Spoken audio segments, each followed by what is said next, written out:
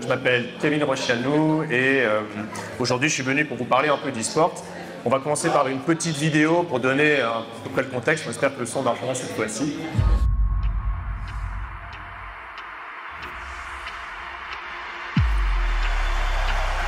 This is what League of Legends looks like!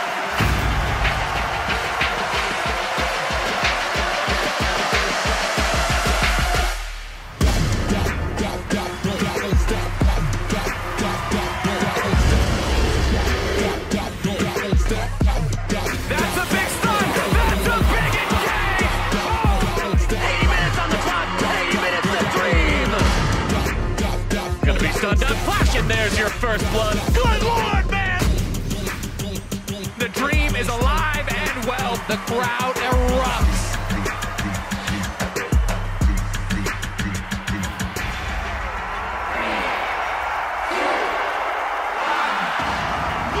Don't stop, don't stop, don't stop, don't stop, don't stop, don't stop, don't stop, don't stop, don't stop, don't stop, don't stop, don't stop, don't stop, don't stop, don't stop, don't stop, don't stop, don't stop. Oh my gosh, look at the fight!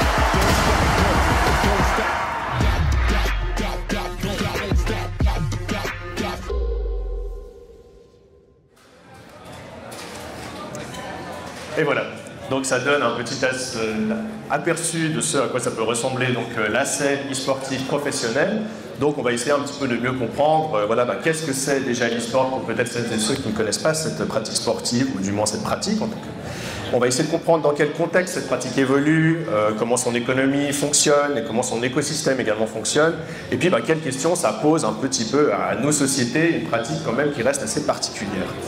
Donc, l'e-sport, avant tout, c'est la pratique compétitive du jeu vidéo qui confronte au moins deux joueurs, joueuses ou bien équipes de joueurs, joueuses pour un score ou une victoire. Sur l'image que vous avez ici à l'écran, on peut voir deux équipes de 5 personnes qui s'affrontent sur un jeu qui s'appelle ici League of Legends devant une foule de spectateurs et de spectatrices, avec également un grand écran en arrière-plan qui permet au commentateur ou à la commentatrice de survoler l'ensemble de la partie pour pouvoir commenter les actions et les moments les plus spectaculaires ou du moins les plus décisifs de la partie. C'est évidemment ici ce que vous voyez le haut du panier, donc la scène professionnelle, le sport business, l'e-sport business. Il y a plusieurs types de jeux qui sont joués dans les compétitions d'e-sport, il y en a même une grande multiplicité, mais il y en a quelques-uns qui se démarquent un petit peu plus des autres. Par exemple ici, j'ai mis ici l'un des types qui est le plus joué, qui sont les jeux de tir à la première personne, ou bien les FPS, avec des jeux comme Apex, Fortnite, Call of Duty ou Counter-Strike, qui souvent vont opposer des équipes avec des conditions de victoire qui sont plus ou moins variées. Ça peut être d'abattre simplement l'équipe adverse, ça peut être prendre le contrôle d'un point précis sur la carte, ou encore défendre une zone. Il y a également les jeux de combat en arène, qui sont très souvent aussi en équipe, souvent du 5 contre 5, où les conditions de victoire sont de pouvoir détruire la base adverse, chacun jouant un personnage qui a des capacités spécifiques qui sont plus ou moins complémentaires entre elles, ce qui rend ces types de jeux-là assez complexes. Il y a également les jeux de combat, ou bien de versus fighting, qui sont quasiment exclusivement du 1 contre 1, où l'idée va être à nouveau d'abattre l'adversaire, mais cette fois-ci à l'aide des techniques de combat de chaque personnage qui, chacune ayant ses forces et ses faiblesses. On peut avoir plus ou moins d'allonge sur son coup de poing, ou bien être plus ou moins rapide, ou bien plus ou moins puissant. Il y a différents personnages qui ont aussi des techniques spéciales particulières que vous pouvez activer dans certaines conditions seulement, etc. Il y a également les jeux de cartes, qui sont quasiment toujours aussi du 1 contre 1, où là, chaque joueur a un set de cartes. Par exemple, dans le jeu ici à l'écran Hearthstone, vous avez un set de cartes composé de 30 cartes que vous aurez conçues au préalable et qui va vous permettre ensuite, à l'aide d'un plateau virtuel, de pouvoir les jouer et prendre le dessus sur votre adversaire, chaque carte ayant ses caractéristiques, sa complémentarité à nouveau, et ça permet justement de prendre le dessus sur l'adversaire. Vous avez également les jeux de simulation de sport, qui ceux-ci peuvent être en équipe, en 1 contre 1, en tous contre tous, ça va dépendre du jeu. C'est donc du sport simulé qui vont être plus ou moins proches de la réalité, où l'idée va être de gagner selon des règles qui vont ressembler à celles du sport simulé. Donc marquer des buts, marquer des paniers, être plus rapide que son adversaire, franchir la ligne d'arrivée avant son adversaire. Et pour finir, il y a les jeux de stratégie en temps réel, les Real-Time Strategy Games, qui sont très souvent aussi du tous contre tous, ça peut être en équipe ou bien en individuel. Tout le monde joue sur la même carte. Le but étant ici de détruire la base de son adversaire en construisant sa propre base, en gérant toute une économie qui va avec et en déployant une armée afin de faire tomber ses nombreux adversaires. Ce qui est important de noter ici, c'est que souvent les joueurs et les joueuses d'e-sport professionnels sont spécialisés dans un seul jeu, dans la mesure où, ou au moins dans un seul type de jeu, dans la mesure où il y a beaucoup de paramètres à gérer et de qualités qui sont à développer pour vraiment pouvoir maîtriser, masteriser un de ces jeux-là et espérer atteindre le niveau professionnel qui est vraiment très élevé aujourd'hui. Donc dans les qualités requises, il y a bien évidemment avoir une connaissance très approfondie de chaque micro-aspect du jeu qui est joué, mais il faut également avoir aussi une motricité fine, excellente, des temps de réaction très courts pour pouvoir agir rapidement, une bonne coordination entre l'œil et la main, des habiletés spatiales pour savoir à tout moment où on se trouve sur la carte et où se trouvent nos adversaires également. Dans les jeux qui sont en équipe, il faut être capable de communiquer très clairement, élaborer des stratégies au préalable qui doivent être plus ou moins respectées ou adaptées selon la situation, des bonnes facultés d'organisation et aussi un bon esprit d'équipe. Il faut être capable également de lire le jeu de la meilleure des manières, décoder et anticiper les actions de ses adversaires et, de manière plus générale, être capable de se concentrer sur beaucoup de choses et beaucoup d'éléments à la fois. Sur l'image que vous avez ici, on voit à nouveau une compétition d'e-sport professionnel qui se déroule dans un stade avec beaucoup de spectateurs et de spectatrices, avec également de très gros sponsors, les sponsors les plus classiques que vous pouvez connaître, des marques de soda très connues, des boissons énergisantes ou bien des voitures de luxe qui peuvent sponsoriser ces compétitions-là, avec des cash prizes, des prix qui s'élèvent à plusieurs millions de dollars parfois, avec des matchs qui sont diffusés massivement sur les plateformes de streaming. Par exemple, pour donner un peu des chiffres, la finale des championnats du monde de 2021 de League of Legends, qui est un de ces jeux joués, a enregistré un pic d'audience à plus de 73 millions de spectateurs et de spectatrices.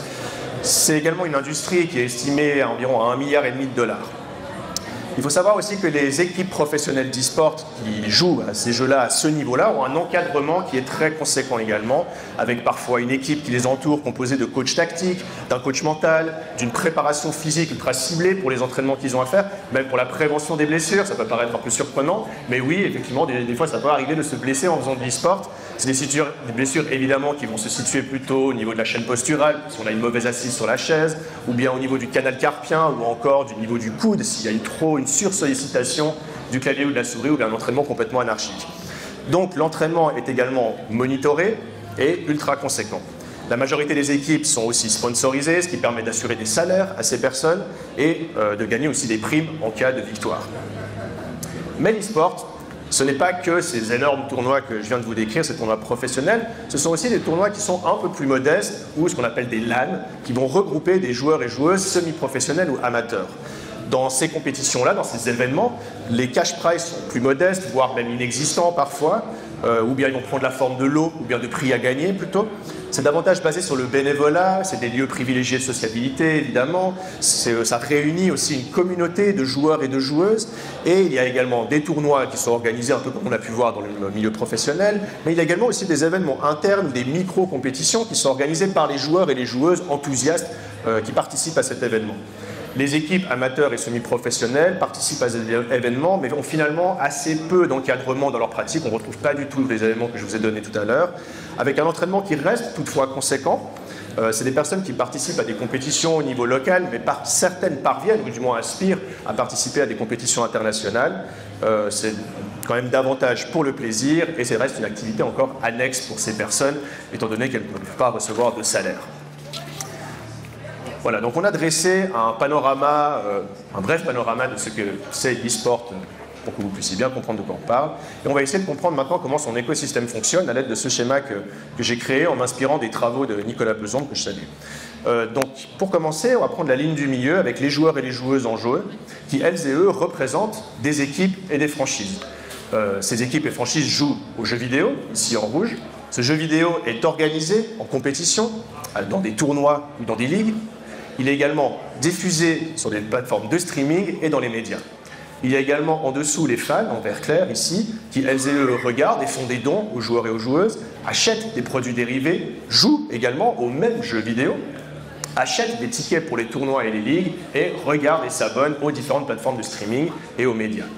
Juste en dessous, vous avez les éditeurs et éditrices de jeux vidéo qui, elles et eux, publient évidemment et créent le jeu vidéo et organisent certains tournois.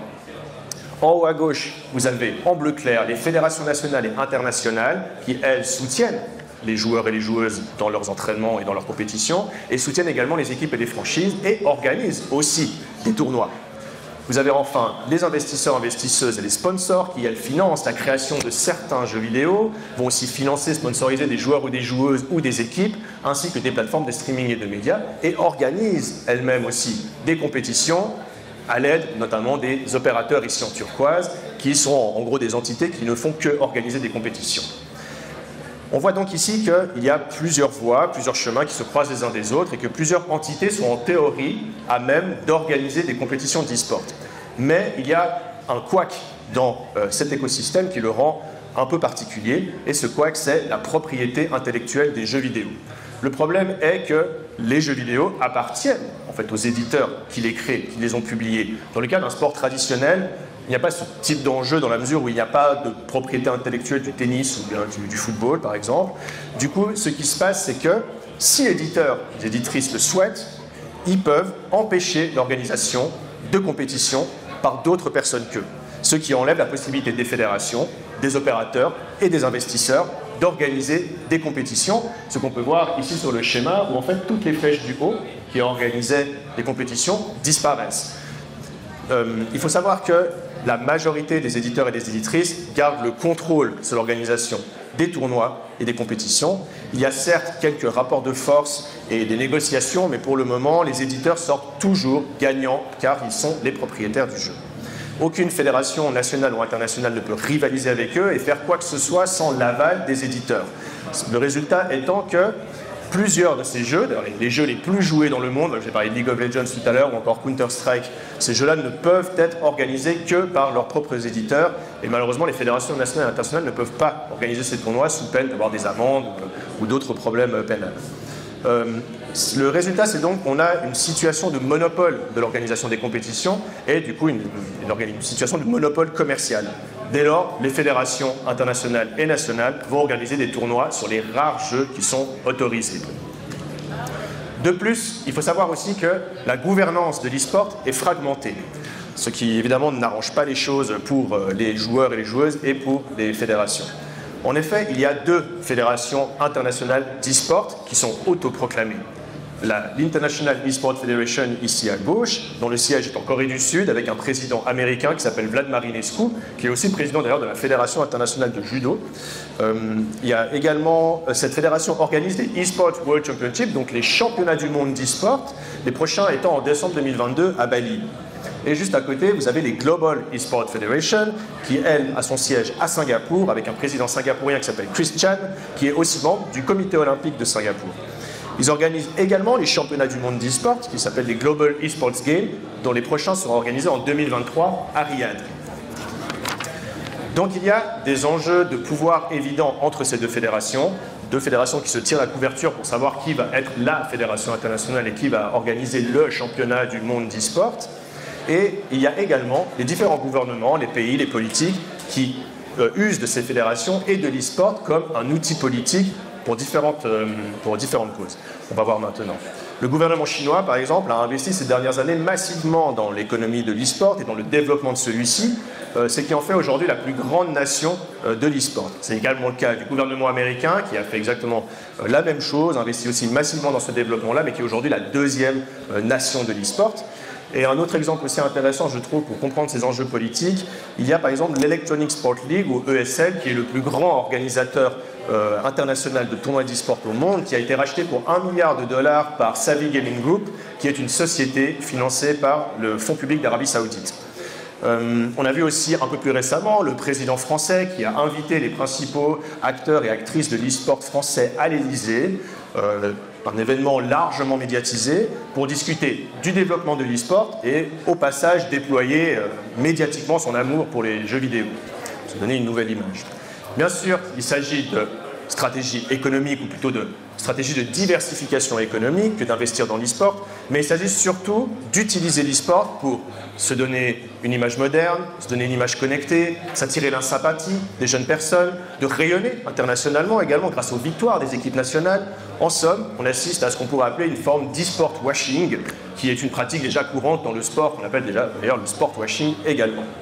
Même pour dire le comité olympique, qui est vraiment les plus réticents à l'idée d'instaurer l'e-sport comme discipline olympique, a organisé un petit tournoi en marge des Jeux olympiques de Tokyo, avec seulement 2 jeux autorisés qui étaient Street Fighter et Rocket League, et en organisant également les Olympic Virtual Series, qui consistaient en des compétitions en ligne de simulation de cyclisme, de voile, d'aviron, de baseball et de course automobile, même, voilà, ce qui est assez intéressant, même si on remarque qu'il y a une totale incompréhension de la part du comité olympique de ce qu'est véritablement l'e-sport, parce que vous l'aurez remarqué, ces jeux que je viens de vous parler, le cyclisme, le voile, l'aviron et le baseball et la course automobile, ne correspondent à aucun des jeux dont je vous ai parlé tout à l'heure. Donc il y a vraiment une forme de réticence à organiser ce type de jeu-là, mais cet intérêt quand même de la part du CIO, même s'il reste maigre, marque quand même l'intérêt international pour l'e-sport et pour son usage politique. Et qu'en est-il en Suisse ? En Suisse, on est encore à la recherche d'une reconnaissance de l'e-sport. Malgré le fait que la Fédération suisse d'e-sport, la Swiss eSports Federation, fasse un grand travail pour la reconnaissance de la pratique et qu'il y ait toute une communauté aussi qui s'organise en Suisse pour donner vie à cette pratique, le principal obstacle au développement de l'e-sport en Suisse est sa reconnaissance et le fait que cette pratique n'est à ce jour pas encore reconnue comme étant un sport traditionnel. L'intérêt d'une reconnaissance finalement de la reconnaissance d'une pratique comme étant un sport, c'est le fait de pouvoir toucher des subventions et être promu à travers le monde et dans les mouvements un peu plus jeunes, à travers le monde, excusez-moi, à travers le pays et dans les mouvements un peu plus jeunes, de pouvoir promouvoir la pratique. En 2018, du coup, l'Office fédéral des sports s'est positionné par rapport à cette question-là, s'est positionné sur l'e-sport et notamment sur la question fatidique, est-ce que l'e-sport peut être considéré comme un sport ou non ? Selon le rapport, la conclusion du rapport, l'e-sport est une culture du jeu numérique et virtuel, mais pas un sport. C'est la conclusion du rapport de l'Office fédéral des sports. Et le rapport donne plusieurs justifications pour expliquer ce constat, mais il y en a quelques-unes que je trouve qui sont particulièrement intéressantes. Voici une. On peut se demander si l'e-sport contribue véritablement à augmenter l'activité physique et sportive. Par ailleurs, les jeux vidéo consacrés à la guerre, qui constituent une grande partie de l'e-sport, ne participent pas vraiment à la promotion des comportements permettant d'ancrer les valeurs positives du sport dans la société et de combattre les effets secondaires indésirables. De ce point de vue, l'e-sport ne contribue pas à la réalisation des objectifs de l'encouragement du sport en Suisse. Avec cette verbatim tirée du rapport, on voit déjà ici 2 arguments qu'on va retrouver souvent dans le rapport, à savoir l'e-sport ne promeut pas des valeurs positives, saines, ou plus largement n'est pas une activité physique en soi, et la deuxième, l'idée qu'il y aurait une violence inhérente à l'e-sport, et dès lors qu'il y aurait un manque d'adéquation entre les valeurs du sport traditionnel et les valeurs de l'e-sport. Plus précisément, les contenus des jeux étant souvent empreints de violence, l'e-sport ne répond pas aux exigences juridiques et éthiques du sport des enfants et des jeunes. Donc, selon le rapport, l'e-sport serait majoritairement violent, contrairement au sport traditionnel. Pourtant, si on se penche un petit peu plus sur le sport traditionnel est un affrontement entre équipes ou nations où on recherche la mort symbolique de son adversaire.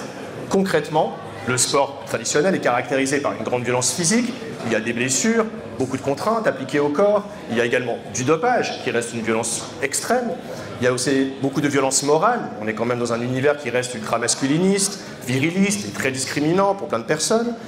Il y a aussi de grandes violences environnementales et sociales, comme on a pu le voir presque lors de toutes les éditions des Jeux Olympiques d'été ou d'hiver, et comme on le voit actuellement avec la Coupe du Monde au Qatar, qui est un véritable désastre, notamment écologique et social. Il y a également une grande maltraitance des sportifs et des sportives lors de l'entraînement. En témoignent les nombreux cas de mobbing et de harcèlement sexuel également qui ont été témoignés dans les médias récemment.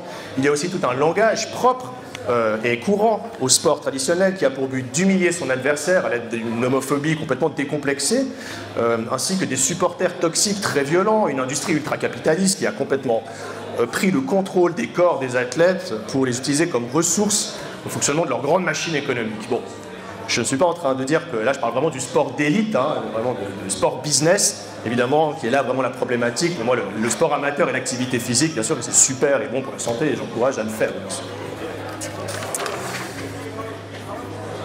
Il y a une... Non, c'est bon. Il y a une deuxième citation qui va dans le sens de ce deuxième argument sur la sédentarité du sport, qui est « Le mode de vie principalement sédentaire est renforcé par la pratique du jeu vidéo. Le risque de maladie et de civilisation en est accru. L'intégration du e-sport à l'univers sportif peut ainsi conduire à un affaiblissement de l'importance du sport en matière de prévention sanitaire. » En effet, l'e-sport ne favorise pas l'activité physique, étant donné que c'est une pratique sédentaire. On est tous d'accord là-dessus. Mais on peut quand même se poser la question si la sédentarité est véritablement un critère pour reconnaître ou non une pratique comme étant un sport. Étant donné que, par exemple, chez Suisse Olympique, qui est l'organisation fêtière du sport en Suisse, qui est d'ailleurs citée comme référence dans le rapport de l'Office fédéral des sports, et reconnaît comme sport à part entière le tir à l'arbalète, le tir à la carabine, le tir au pistolet et les échecs.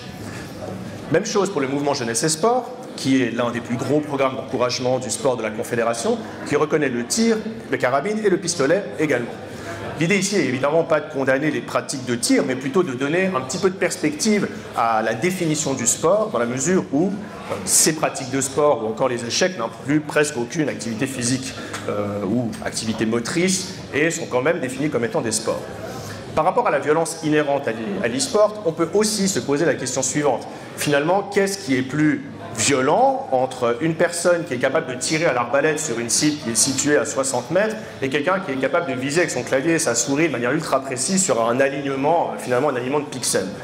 Donc, en somme, ce qu'on constate dans ce rapport-là, c'est que les valeurs de l'e-sport ne correspondraient pas à celles du sport. Moi, personnellement, je pense que l'e-sport professionnel correspond plus que ce qu'on croit aux normes et aux valeurs du sport d'élite traditionnel. C'est seulement que l'e-sport vient secouer finalement les valeurs qui sont attribuées au sport traditionnel, donc les valeurs qu'on a dit, les valeurs hygiénistes ou encore d'autres valeurs morales. Il y a donc pour moi, dans le rapport de l'Office fédéral des sports, plutôt une résistance qui est de l'ordre idéologique, qui découle d'une vision fantasmée de ce que seraient véritablement les valeurs du sport. Donc, à l'Institut des sciences du sport de l'Université de Lausanne, on essaie de comprendre, de s'intéresser à des questions, par exemple, d'essayer de comprendre quels sont les modèles de professionnalisation dans l'e-sport. On essaie de comprendre comment est structurée la gouvernance de l'e-sport. On essaie de comprendre les enjeux géopolitiques, que je vous ai brièvement décrits tout à l'heure. Ou encore, on essaie de comprendre comment, avec un marché aussi florissant, qui s'est développé si rapidement, qu'est-ce que ça pose comme problème en termes d'atteinte à l'intégrité. Qu'est-ce qu'on entend par atteinte à l'intégrité dans l'e-sport? Ça peut être des cas de dopage, et oui, il y a aussi du dopage dans l'e-sport, ce qui peut paraître un petit peu étonnant, mais il y a des produits comme par exemple l'Adderall, qui est un psychoactif, qui permet d'améliorer considérablement les facultés de concentration et de pouvoir mieux viser, etc., et qui a un véritable effet sur la performance des joueurs et des joueuses. Il y a également l'utilisation de logiciels de triche, là c'est un peu particulier à l'e-sport, des logiciels qui vont permettre par exemple de mieux viser à nouveau, ou bien encore de pouvoir voir à travers les murs, ou bien de pouvoir savoir où se trouve son adversaire à tout moment sur la carte. Il y a aussi des matchs qui sont malheureusement truqués, étant donné qu'il y a une industrie du pari gigantesque autour des compétitions d'e-sport et que c'est encore une industrie qui est assez mal régulée. Des matchs truqués donc, qui vont essentiellement consister à essayer de soudoyer l'un ou l'une des joueurs, joueuses en lui demandant de perdre volontairement la partie ou de saboter une partie de la partie. Et il y a évidemment aussi, on peut s'intéresser à l'Institut des sciences du sport, les discriminations genrées, raciales, notamment au travers du cyberharcèlement, qui est un véritable fléau dans le milieu de l'e-sport et plus généralement des jeux en ligne. Mais personnellement, je trouve aussi intéressant d'étudier l'e-sport car il y a une scène amateur, une scène semi-professionnelle qui est très active, qui fait vivre l'e-sport, je trouve, de la plus belle des manières. C'est aussi un milieu qui se diversifie de plus en plus. Il y a de plus en plus de femmes qui rejoignent des équipes de très haut niveau, d'ailleurs les équipes pouvant être mixtes, même à très haut niveau. C'est aussi une pratique qui peut favoriser l'inclusion des personnes en situation de handicap, étant donné qu'il y a la possibilité d'adapter les consoles avec des joysticks particuliers ou avec des pads qui permettent du coup à n'importe qui de jouer à peu près n'importe quel jeu. C'est aussi une pratique où il y a des joueurs de très haut niveau et des joueurs de un peu moins haut niveau qui peuvent se rencontrer, étant donné que la scène e-sportive ne s'est pas encore fait complètement phagocytée par le marché néolibéral du sport. Il s'agit d'une pratique aussi que je trouve qui est très controversée, qui pose beaucoup de questions, qui tend vers une technologisation des pratiques ou d'utilisation de l'e-sport comme outil de modernité, comme j'ai pu aussi en parler avant avec les politiques. Et c'est aussi une pratique qui secoue les normes qui régissent le sport traditionnel et qui mérite, sur lequel aussi mérite de se pencher. Voilà. Merci à toutes et à tous.